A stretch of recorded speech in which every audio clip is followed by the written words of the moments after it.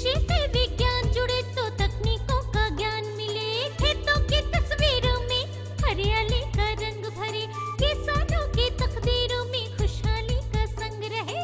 कृषि दर्शन, कृषि दर्शन, कृषि दर्शन, कृषि दर्शन, कृषि दर्शन, कृषि दर्शन, कृषि दर्शन, कृषि दर्शन। जोहार।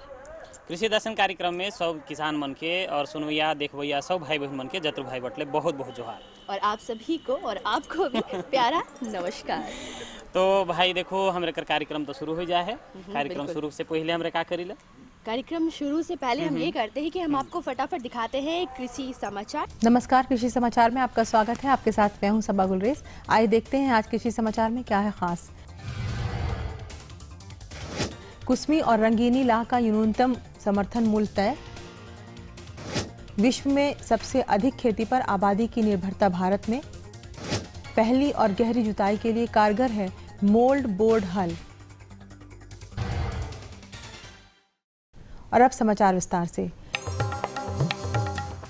केंद्र द्वारा कुसमी लाह का न्यूनतम समर्थन मूल्य 290 रुपये प्रति किलोग्राम तय किया गया है। साथ ही रंगीनी लाह के लिए 210 रुपये प्रति किलोग्राम का दर तय किया गया है। इसके अलावा ये भी निर्धारित किया गया है कि अगर बाजार में किसानों को तय मूल्य से कम कीमत मिलती है तो झास्को लैंफ द्वारा केंद्र निर्धारित मूल्य पर खरीदारी की जाएगी। वर्ल्ड वॉच संस्थान ने अपनी रिपोर्ट में बताया है कि विश्व में सबसे अधिक खेती पर आबादी की निर्भरता भारत में है। दूसरे नंबर पर चीन है। भारत में सेवा क्षेत्र में विस्तार के बाद भी कृषि पर निर्भरता बढ़ती जा रही है।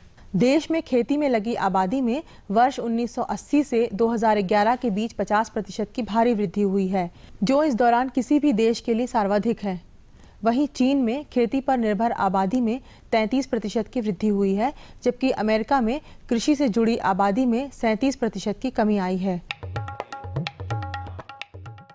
किसान भाई, अगर आप मक्का की गर्मा खेती करना चाहते हैं तो बुआई के वक्त कतारों के बीच 60 सेंटीमीटर और पौधों के बीच 20 सेंटीमीटर की दूरी रखें। इससे आप प्रति हेक्टेयर कम से कम 90,000 पौधा जरूर प्राप्त कर सकेंगे। किसी फसल की मौसम विशेष खेती करनी हो तो कतार से कतार के बीच और पौधा से पौधा के बीच विज्ञान सम्मत दूरी रखना जरूरी होता है। कृषि वैज्ञानिक डॉक्टर चंद्रशेखर सिंह गर्मा मक्का की खेती में कतारों और पौधों के बीच की दूरी के संबंध में बताते हैं। अगर गर्मा मक्का की खेती करनी है तो किसान भाइयों को जो लाइन खोलना है मक्के के लिए वो 60 सेंटीमीटर की दूरी पे उनको लाइन खोलना चाहिए तथा 20-20 सेंटीमीटर की दूरी पे 2-2 दाने गिराने चाहिए, ताकि मक्के में उनको 90,000 तक पौध संख्या प्रति हेक्टेयर प्राप्त की जा सके, तो उससे उनको अच्छा आमदनी प्राप्त होगा।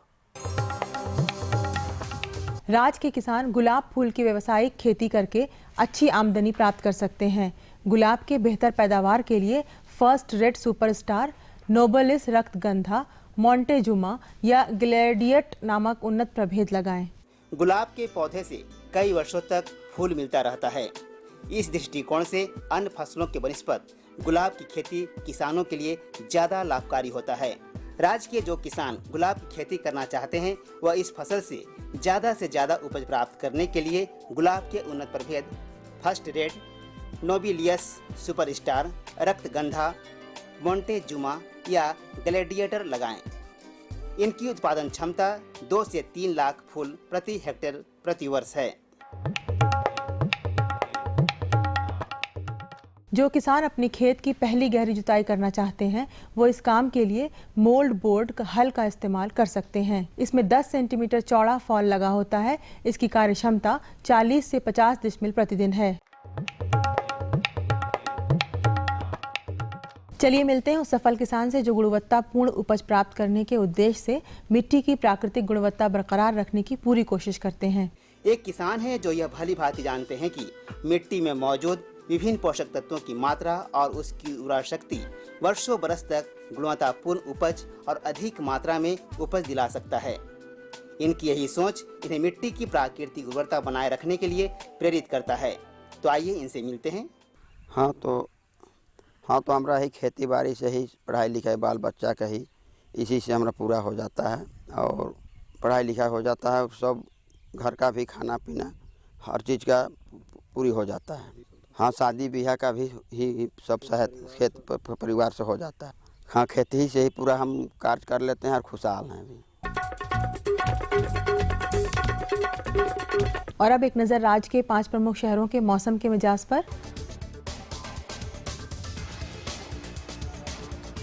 आज राज्य के 5 प्रमुख नगरों के अधिकतम और न्यूनतम तापमान कुछ इस प्रकार दर्ज किए गए। रांची का अधिकतम तापमान 29 डिग्री सेल्सियस और न्यूनतम 18 डिग्री सेल्सियस। जमशेदपुर का अधिकतम तापमान 32 डिग्री सेल्सियस और न्यूनतम 20 डिग्री सेल्सियस। मेदिनीनगर का अधिकतम तापमान 21 डिग्री सेल्सियस और न्यूनतम 18 डिग्री सेल्सियस। देवघर का अधिकतम तापमान 33 डिग्री सेल्सियस और न्यूनतम 21 डिग्री सेल्सियस। वहीं धनबाद का अधिकतम तापमान 34 डिग्री सेल्सियस और न्यूनतम 22 डिग्री सेल्सियस दर्ज किया गया।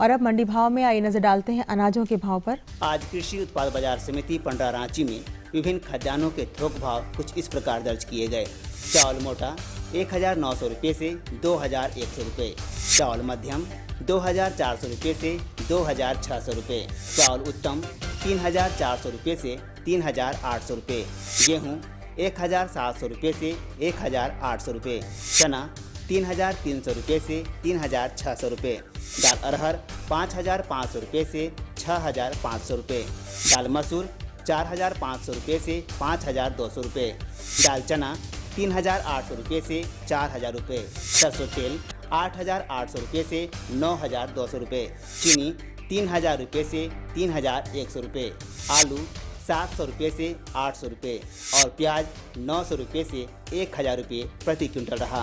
कृषि समाचार में आज इतना ही। अगले दिन अगले अंक में फिर मुलाकात होगी कुछ ताज़ा खबरों के साथ। तब तक के लिए दीजिए इजाजत। नमस्कार, जोहार। तो किसान मन एखन हमरे मन देखत रही कृषि समाचार, और कृषि समाचार के तहत हमरे मन बहुत बढ़िया जानकारी कर ली भाई, नवा तकनीक के जान ली और मौसम का हालचाल समाचार के जान ली। लेकिन और भी जानकारियां हम लेकर आए हैं, लेकिन उन्हें देने से पहले रुकना होगा एक छोटे से विराम के लिए। ये लो और बताओ। बस। अरे ये क्या भैया जी, बस इतनी सी रासायनिक खाद? किसानी छोड़ रहे हो क्या? किसानी नहीं, नादानी छोड़ रहे हैं। मिट्टी की जांच कराई है। अब तो लाला जी जितनी जरूरत है उतने ही उर्वरक खेत में डालेंगे। हाँ, किसान भाई आज ही अपने जिले की नजदीकी भूमि परीक्षण प्रयोगशाला में मिट्टी की जांच जरूर करवाएं और मिट्टी में पोषक तत्व, नमी व पौधे के विकास को देखते हुए केवल जरूरत के अनुसार ही पोषक तत्व डालें। और हाँ, मिट्टी में गंधक, जस्ता, बोरोन जैसे सूक्ष्म पोषक तत्वों का पता लगाना भी न भूलें। उर्वरक और जैविक खाद के सही उपयोग से भूमि का उपजाऊपन बनाए रखें, उत्पादकता बढ़ाएं, खर्चा घटाएं और बहुमूल्य विदेशी मुद्रा बचाने में भी सहयोग दें। और हाँ, धीमी गति से नाइट्रोजन उपलब्ध कराने वाले उर्वरकों जैसे नीम लेपित यूरिया को प्राथमिकता दें और यूरिया का पत्तों पर छिड़काव करें। अरे वाह, तू तो सचमुच समझदार हो गया रे। अधिक जानकारी के लिए संपर्क करें जिला कृषि अधिकारी या किसान कॉल सेंटर।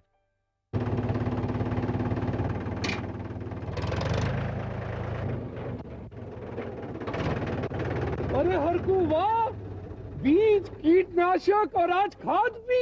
अरे इतना खर्चा कहाँ से? अरे खर्च की चिंता किसे है, मेरे पास है ये किसान क्रेडिट कार्ड।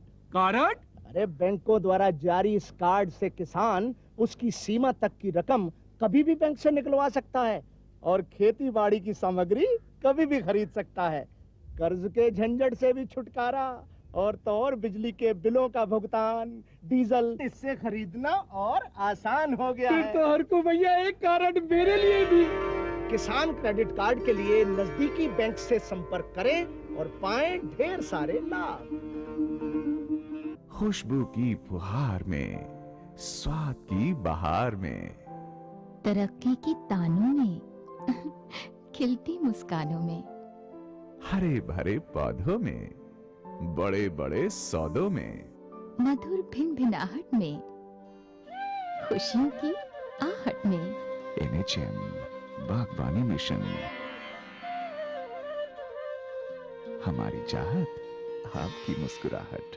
विराम करवा दे फिर से किसान मन के हमरे मन अपन कार्यक्रम में जोहार करेला, स्वागत करेला। और देखो कार्यक्रम में अब रोड मन खातिर जानकारी कर दौर शुरू हो जाती है। तो आज की जो जानकारी है वो ये है कि मीठे मीठे आम और मीठे मीठी सी जो लीची होते हैं उसे खाना तो सभी पसंद करते हैं और जो हमारे किसान है उसे उगाना भी पसंद करते हैं। और देखो मौसम आवे वाला भी है भाई, अब गर्मी का सीजन है और गर्मी का मौसम में ये सब कर खेती और बागवानी तो होबे करेला। तो हमरे मन एकरे बारे में जानकारी कर लो थी कि आम कर और जो लीची है इकर में मंजर आवे से पहले हमरे मन वैज्ञानिक तरीके से करके देखभाल कर। जी हाँ, यानी किस तरह से देखभाल करना है, क्या क्या चीज़ों की जो सावधानी रखनी है, उन सारी चीज़ों की जानकारी हम दिलाएंगे और ये सारी जानकारी देंगे हमें डॉक्टर जयपाल सिंह चौधरी। आज का चर्चा का विषय है कि आम एवं लीची में अच्छे फलन के लिए मंजर की देखभाल हम कैसे करें, और बिल्कुल इसकी खास जानकारी देने के लिए हमारे साथ है डॉक्टर जयपाल सिंह चौधरी। हाँ सर, हमें बताएं हमारे किसान भाइयों को कि आम और लीची के मंजर की खास देखभाल कैसे करें। देखिए, जितना भी अभी आपके आम और लीची में जितना मंजर आ चुका है, किसान भाई जस्ट ऐसे देखते हैं कि मंजर आने के बाद में वो नहीं समझ पाते हैं कि उसमें क्या क्या देखभाल हमें करनी चाहिए जिससे ज़्यादा से ज़्यादा फलन हो। किसान देखते हैं कि फलन अगर लग भी जाता है तो वो रुक नहीं पाता है, झड़ जाता है। तो किसान भाइयों को इससे अभी से सावधानी बरतने की ज़रूरत है। जैसे जैसे आम में आपका फलन जितना भी मंजर आया है, मंजर में सबसे ज़्यादा हम देखते हैं कि वो झुलस जाता है, जिसको हम आम का मंजर झुलसा एक बीमारी होती है वो बोलते हैं। कई बार देखते हैं कि झुलसा नहीं हुआ है लेकिन फिर झड़ जाता है, और फल जैसे छोटा मटर के दाने का जैसा होता है फिर झड़ जाता है। तो इन सब बातों के लिए हम जब लास्ट तक पहुंचते हैं तो हम देखते हैं कि हमारा फल बहुत कम ही संख्या में बच पाता है अच्छा मंजर आने के बाद में। तो इसके लिए अभी से विशेष सावधानियों की ज़रूरत पड़ती है। सबसे पहले जिस सावधानी की ज़रूरत है, जैसे किसान भाइयों आपके आम और लीची में मंजर आ गया है तो पहली ज़रूरत है उसमें नमी बनाए रखने के लिए। आपको नमी बनाए रखने के लिए अभी से सिंचाई की ज़रूरत पड़ती है। तो दोनों में जहाँ पे मंजर आ गया है, आम और लीची में अभी से हल्की, झारखंड के परिप्रेक्ष्य में हल्की सिंचाई शुरू कर दे। किसान भाई ये ज़रूर ध्यान रखें कि हल्की सिंचाई शुरू कर दें अभी। इसके बाद में जैसे ही आपके मंजर में है, मंजर में अगर जहाँ फ्लावर ओपन नहीं हुआ है, फूल खिला नहीं है, तो उसमें आम के झुलसा रोग के लिए और उसमें जैसे मधुआ कीड़ा है, थ्रिप्स है, उन रोगों के लिए अभी आपको छिड़काव की ज़रूरत है।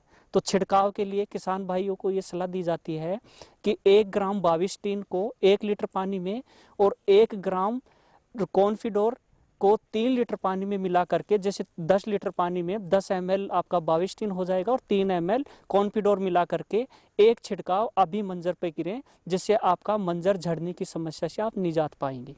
हमारे ऐसे किसान भाई हैं जो कि मंजर आने से पहले कुछ ऐसे नुस्खे हैं जो कि उस समय ही कर दे ताकि मंजर पे वो सब प्रभाव ना पड़े। जैसे आपको बताया कि छिड़काव की अभी ज़रूरत है। एक छिड़काव अगर किसान भाई अभी कर दे रहे हैं तो मंजर आपका झड़ेगा नहीं। जैसे अभी आप बोले हैं कि मंजर ऐसा क्या है कि आपका जो फल है जो मंजर जमने के बाद में वो कम से कम झड़े, तो उसके लिए जैसे उसमें ज़रूरत है कि आप में पोषक तत्वों की बहुत ज़रूरत पड़ती है। आप किसान बात करते हैं कि हमारा फल फट रहा है, फल फटने की जो कारण है वो शुरुआत अभी से रहते हैं, उसका बाद में फल झड़ता है। तो किसान अभी से अगर उसका ध्यान रखेंगे, अगर आप बोरेक्स का 1 ग्राम बोरेक्स जैसे ही आपका फल मटर के दाने जैसे हो जाए, और दोनों के केस में, लीची और आम के केस में, जैसे ही आपका फल जमाव शुरू हो जाए तो बोरेक्स 1 ग्राम बोरेक्स को 1 लीटर पानी में मिला करके इसके 2 छिड़काव की ज़रूरत पड़ती है, ऐसे मटर के दाने में और उसके छिड़काव के 15 दिन के बाद में। तो छिड़काव करेंगे तो आपका फल झड़ेगा भी नहीं और आम का फल और लीची का फल बाद में फटेगा भी नहीं। और दूसरी बात है कि ज़्यादा से ज़्यादा आपका जो मंजर है वो फल में कैसे बदले।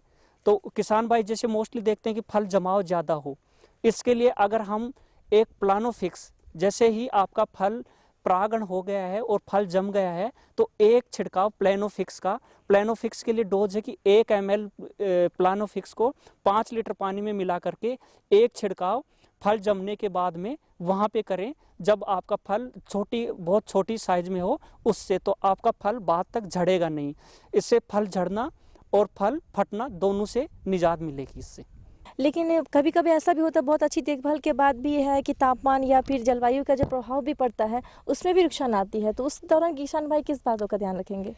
जैसे आपने बहुत अच्छा क्वेश्चन पूछा है कि जलवायु, जैसे तेज हवा चलती है फिर से फल झड़ जाता है, और फल फटता है। तो इनके लिए जैसे किसान भाई, ये तो हमारे हाथ में नहीं है, लेकिन इसके लिए हम जैसे ही सिंचाई करेंगे, उपरोक्त नमी बनाए रखेंगे। लीची के केस में बहुत ज़रूरी है कि आप सिंचाई ज़्यादा से ज़्यादा बनाए रखें, क्योंकि सिंचाई हम उसके थाला बना करके चारों तरफ उसमें बहुत अच्छे से पानी देते रहते हैं। अगर हम इसी में स्प्रिंकलर सिस्टम यूज करके अगर इंटर कल्टिवेशन कुछ सब्जियां लेंगे तो उससे ज़्यादा नमी बनी रहती है। तो सब्जी अगर आप लीची के बीच में सब्जी बुआई करके और फव्वारा विधि के द्वारा अगर सिंचाई करते रहेंगे तो ज़्यादा आपके बगीचे में ज़्यादा नमी बनी रहेगी और उससे आपका जो बाहरी जैसे तापमान ज़्यादा हो गया तो फल झड़ना है, इन सब से आपको रुकाव मिलेगा। तो किसान भाई निश्चित अंतराल पे सिंचाई करते रहें। लीची के केस में अगर आप फव्वारा सिस्टम से कर रहे हैं तो ज़्यादा नमी बनी रहेगी, उससे आपको ज़्यादा से ज़्यादा लाभ होगा और ज़्यादा कम फल झड़ेगा। इन केस ऑफ आम अगर हम बात करते हैं तो 10 से 15 दिन के अंतराल पे आप उसके जड़ों के पास में हल्की हल्की सिंचाई, कभी एक साथ ज़्यादा सिंचाई नहीं करना है। जैसे सिंचाई शुरुआत करनी है, जैसे ही आपका मंजर आया है वहीं से सिंचाई शुरू करके 15-15 दिन के अंतराल पे आप सिंचाई करते रहें। कि डॉक्टर साहब, हमारे जो किसान भाई झारखंड की भूमि में खेती करते हैं आम और लीची की, यहाँ की भूमि में किस तरह की खास बातों का ध्यान रखना पड़ता है?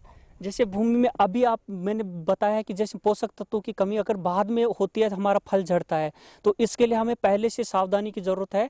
जैसे हम जुलाई अगस्त में खाद पानी देते रहते हैं तो हमारा फल नहीं झड़ेगा। अगर हम वहाँ पे नहीं दिए हैं तो जैसे ही मैंने बताया है, आप बोरेक्स और इवन जिंक का भी कर सकते हैं, लेकिन बोरेक्स हमारे झारखंड की खेती में बोरोन की कमी की ज़्यादा बोरोन की कमी ज़्यादा रहती है। उसके लिए हमें बोरेक्स का छिड़काव करने की ज़रूरत है। बोरेक्स का छिड़काव, प्लेनोफिक्स का छिड़काव और उसके साथ साथ में कीटनाशकों का छिड़काव, जो भी आपका मंजर झुलसा और मधुआ रोग और इसके साथ साथ में थ्रिप्स है, उसके रोकथाम के लिए आप इनका ज़्यादा से ज़्यादा ध्यान रखें, क्योंकि आपका जो फल है बाद में भी सड़ना शुरू होता है। तो बेविस्टिन का एक स्प्रे जब आप मंजर आने पे करेंगे, उसके फल जमाव के बाद में एक स्प्रे और कर देंगे तो ये सारी समस्याओं से आप निजात पाएंगे। तो बिल्कुल डॉक्टर साहब के बताए हुए नियमों का पालन करें और निश्चित रूप से आप लाभ पाएंगे। इसी के साथ हमें दीजिए इजाज़त। नमस्कार। बड़ा बढ़िया जानकारी और आशा करेला किसान मन जानकारी से बड़ा संतुष्ट हो गए हैं। बिल्कुल, और इस गर्मी के मौसम में हम इन मीठे फलों का स्वाद अच्छी तरह से ले सकते हैं। एकदम। और देखो ऐसा है किसान मन, हमरे मन कार्यक्रम के लगातार जारी रखब, लेकिन ओकर से पहले कुछ एक विराम लेवत थी और विराम में बहुत बढ़िया संदेश है जो कि हमरे मन देख लेवत थी।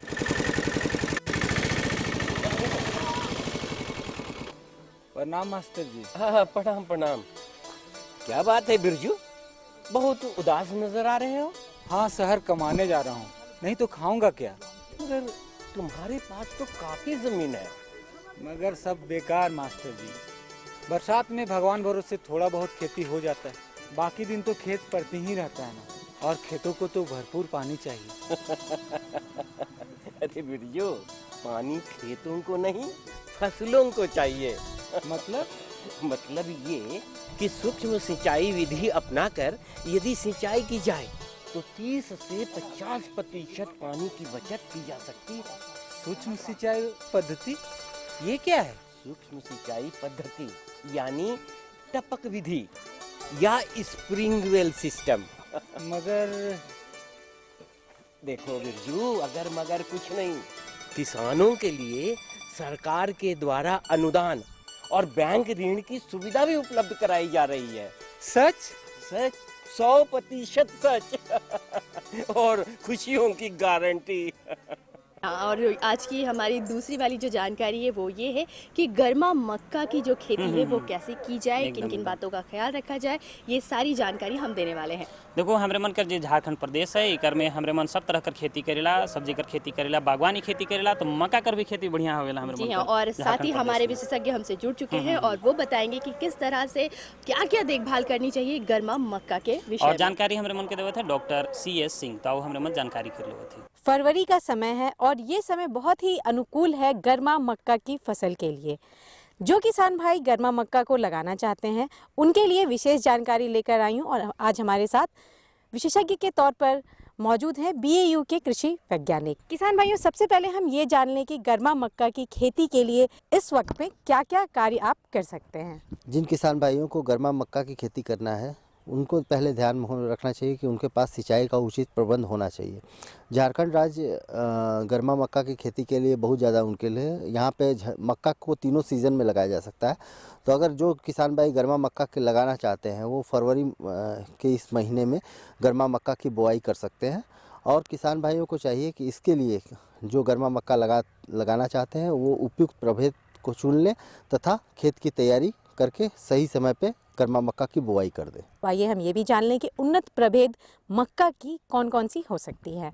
जो किसान भाई गर्मा मक्का लगाना चाहते हैं उनके लिए चाहिए कि इस समय जैसे हमारे बिरसा कृषि विश्वविद्यालय से जो अनुशंसित किस्में हैं, जैसे HQPM1 जिसको हम क्वालिटी प्रोटीन मेज कहते हैं, यानी गुणवत्ता युक्त मक्का में वो आता है, उसको वो लगा सकते हैं। साथ में कंपोजिट की कुछ किस्में हैं, जैसे स्वान है, BM1 है तथा बिरसा विकास मक्का 2 है।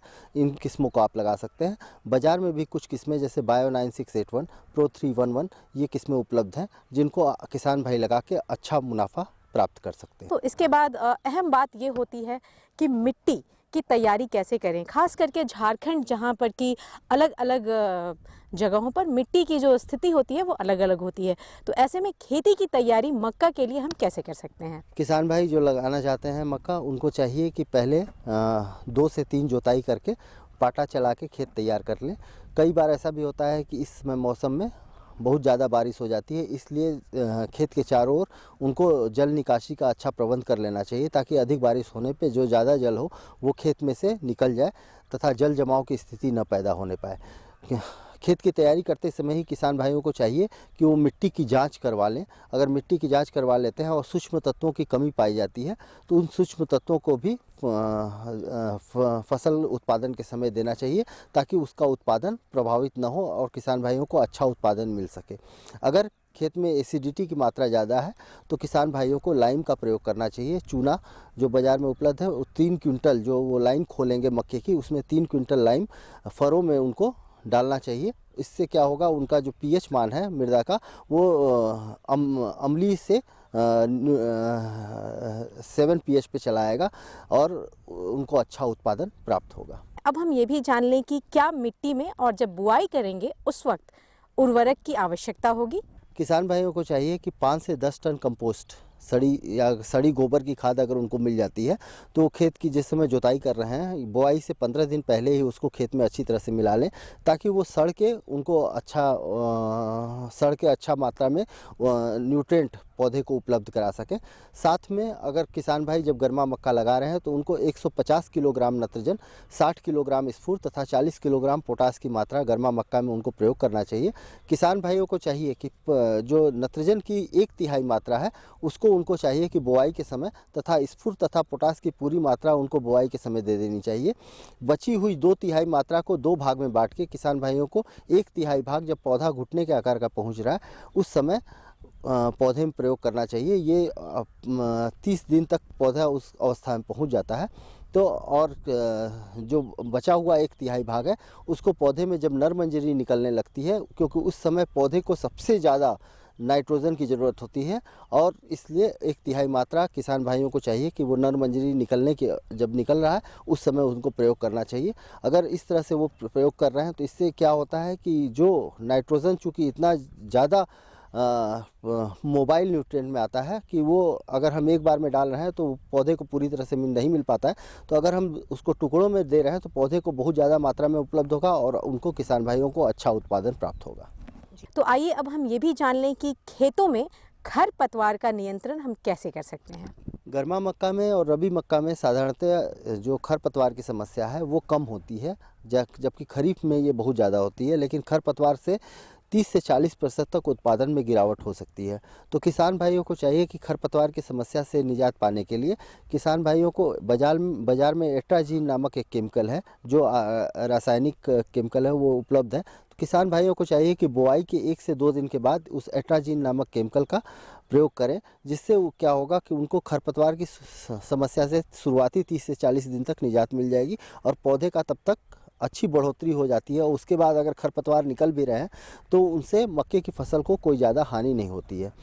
और किसान भाई अगर 2 निराई गुड़ाई 15 से 20 दिन पे तथा 35 दिन पे दूसरी निराई गुड़ाई अगर कर देते हैं तो उससे भी उनको खरपतवार की समस्या से निजात मिलेगी और किसान भाइयों को अच्छा उत्पादन प्राप्त होगा। अब हम ये भी जान लें कि जब हम गर्मा फसल की बात करते हैं तो इस वक्त में शुरुआती समय में कौन कौन से कीड़े प्रकोप डाल सकते हैं, या मध्य समय में जबकि फसल थोड़ी बढ़ जाती है उस वक्त में हम क्या करें कि कीट नियंत्रण पूरी तरह से हो सके।